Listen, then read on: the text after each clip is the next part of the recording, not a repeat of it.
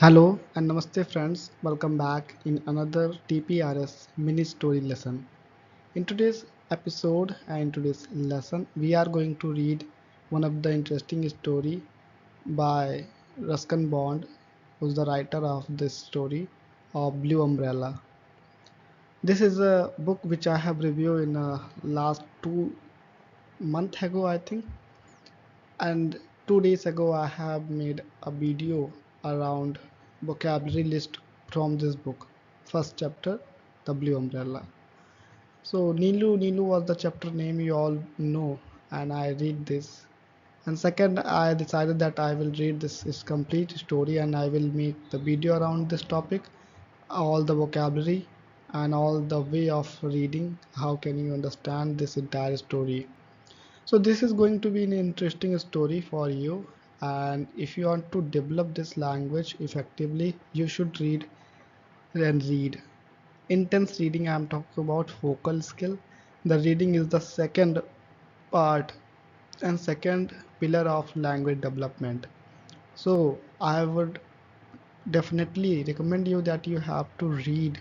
If you have done your listening sessions and over 3 months, now you are good to go to start reading and with comprehensible input.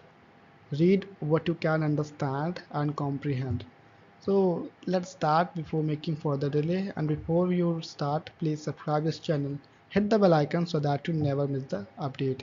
With this, we are going to read this book.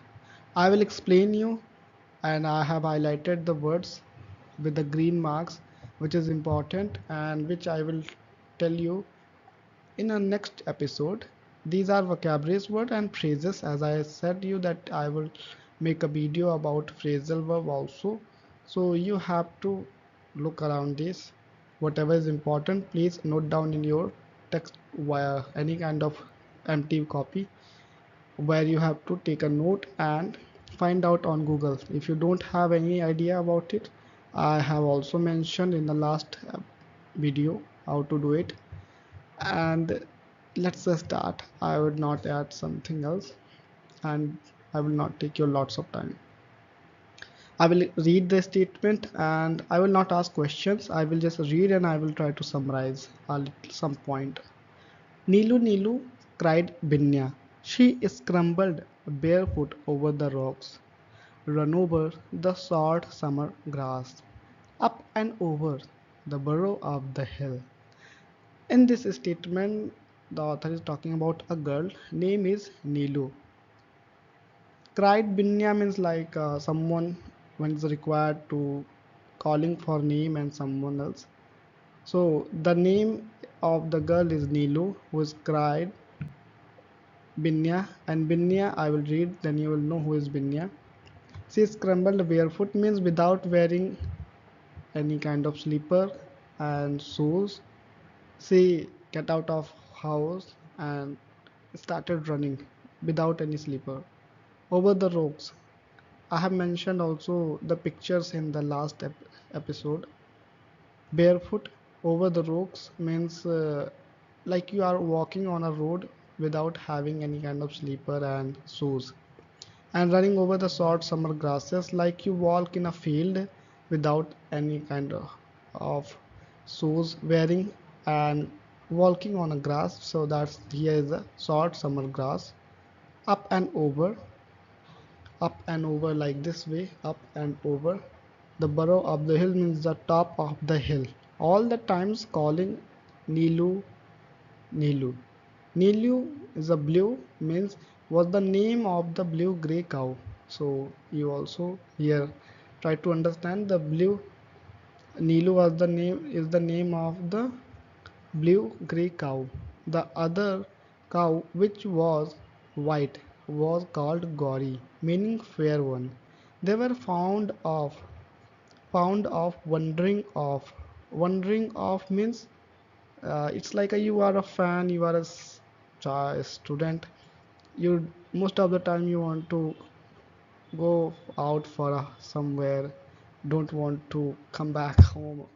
So as these are animals, the blue name is the cow. So cow want to be all alone and want to wander in a jungle, don't want to come back, so wandering off and missed out, left, leave unintentionally on their own. Down to the stream. Stream is like a river. Do you know river? How many of you know river? River means a stream or a kind of. Or into the pin forest. Forest you also know. Pin forest is a dense forest but with a different kind of trees. And sometimes they come back by themselves and sometimes they stayed away almost deliberately, it seems to Binya. Sometimes they almost stay deliberately means intentionally they don't want to come back and they are intentionally they are want to skipping and hide and seek kind of a thing situation. It if the cows didn't come home at the right time, Binya would be sent to fetch them.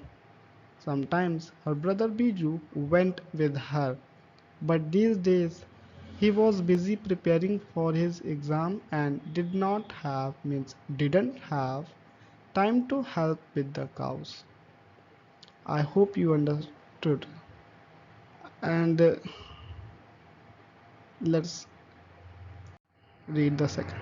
Binya liked being on her own, and sometimes she allowed the cows to lead her into some distance valley.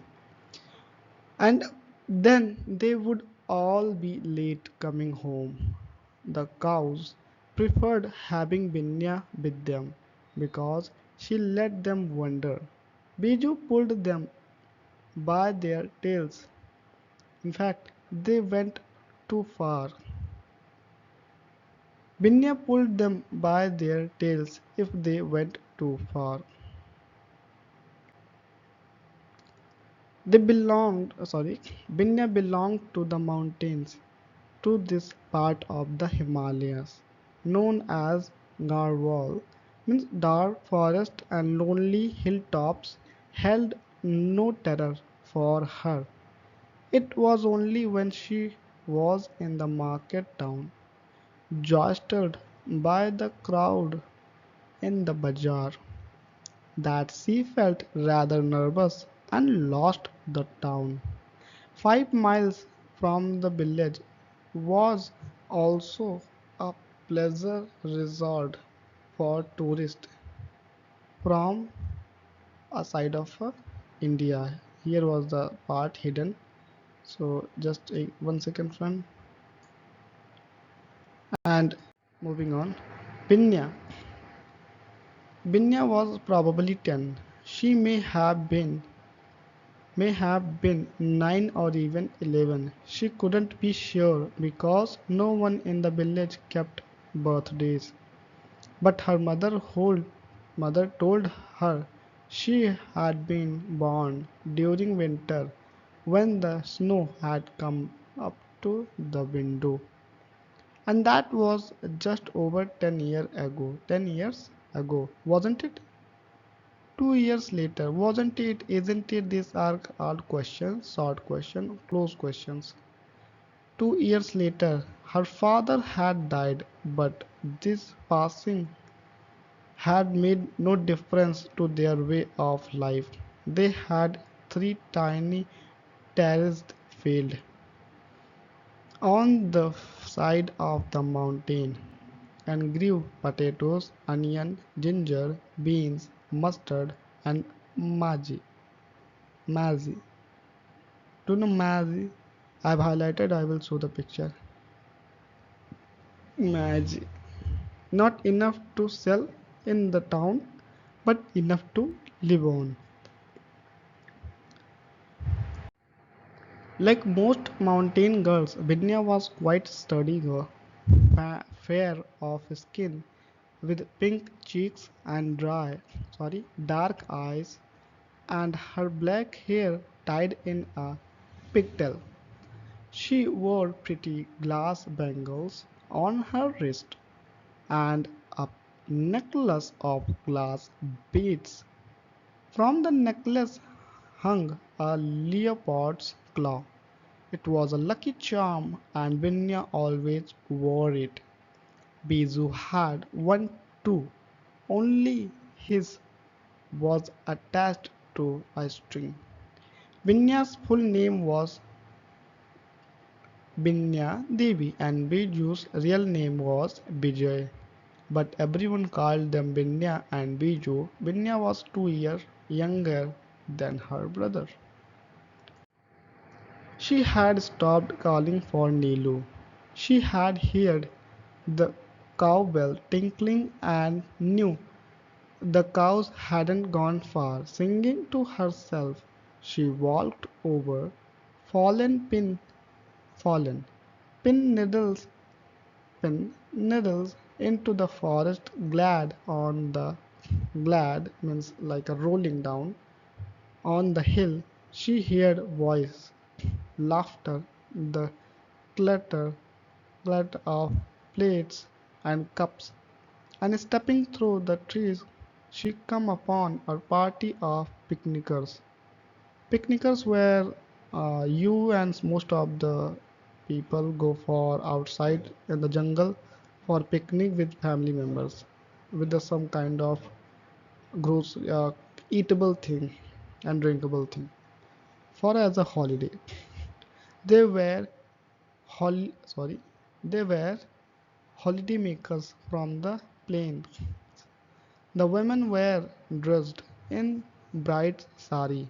The men wore light summer shirt, and the picnickers admiring their clothes, listening to their at the sight of all their food, and then her gaze come to rest on a bright blue umbrella, a fairly thing for women, which lay upon on the grass beside its owner. Now Binya had seen umbrellas before, and her mother had a big black umbrella which nobody used anymore because the field rats had eaten holes in it. But this was the first time Binya had seen such a small, dainty, colorful umbrella, and she fell in love with it. The umbrella was like a great blue flower that had sprung up on the dry brown hillside. She moved forward a few paces so that she could see the umbrella better. As she came out of the shadow into the sunlight, the picnickers saw her. "Hello, look who's here!" exclaimed exclaimed the older of the two men. "Little village girl, little village girl, isn't she pretty?" remarked remarked the other. "But how torn and dirty her clothes are!" It did not seem to bother them that Binya could hear and understand everything they said about her. "They are very poor in the hills," said one of the men. "Then let's give her something to eat." And the older woman begged, sorry, be- begged to Binya to come closer. Hesitantly, nervously, Binya approached the group. Normally she would have turned and fled, but the attraction was the pretty blue umbrella. It had cast a spell over her, drawing her forward almost against her will. "What's that on her neck?" asked the younger woman. "A necklace of sport. It's a pendant, she. There's a claw hanging from it. It's a tiger's claw," said the man beside her. He had never seen a tiger's claw. A lucky charm these people wear them to keep away evil spirit. He looked to Binya for confirmation, but Binya said nothing. Oh, I want one too, said the woman, who was obviously his wife. You can't get them in shop. Buy hers, then. Give her 2 or 3 rupees. She's sure to need the money. The man looked slightly embarrassed, but anxious. To people his to please her young wife, produced a 2 rupees note and offered it to Binya, indicating that he wanted the pendant in exchange. Binya put her hand to the necklace, half afraid that the excited woman would snatch it away from her. Solemnly she shook her head. The man then slowed her a 5 rupees note, but again Binya shook her head. How silly she is, exclaimed the young woman. It may not be hers to sell, said the man. It may not be hers to sell, said the man, but I'll try again. How much do you want? What can we give you? And he waved his hand towards the picnic things scattered about on the grass. Without any hesitation, Binya pointed to the umbrella. My umbrella, exclaimed the young woman. She wants my umbrella. What cheek! Isn't the man? The man and his wife were beginning to quarrel with each other. I'll ask her to go away, said the older woman. We are making such fool of ourselves, but I want the pendant, cried the other petulantly,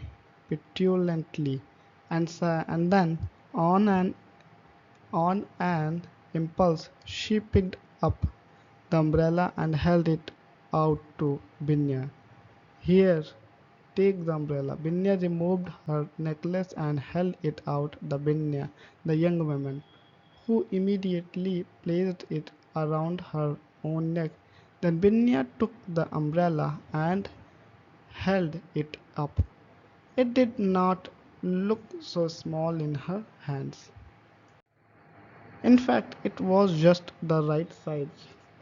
Is the right size.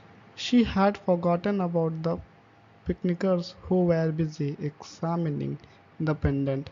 She turned the blue umbrella this way and that, looked through the bright blue silk at the pulsating and sun, and then, still keeping it open, turned and disappeared into the forest glare. This is the end of the story. I hope you would have enjoyed a lot this story. You, if you have any kind of a question, you can ask me in the comment box. I will reply you.